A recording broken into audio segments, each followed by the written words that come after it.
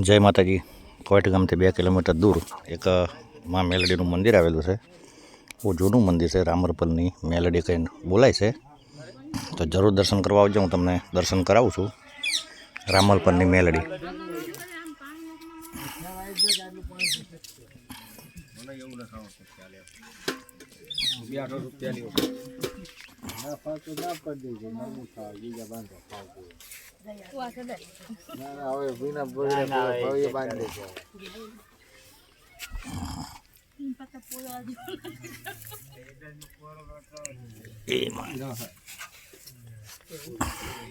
જોવા માતાજીના દર્શન કરાવો.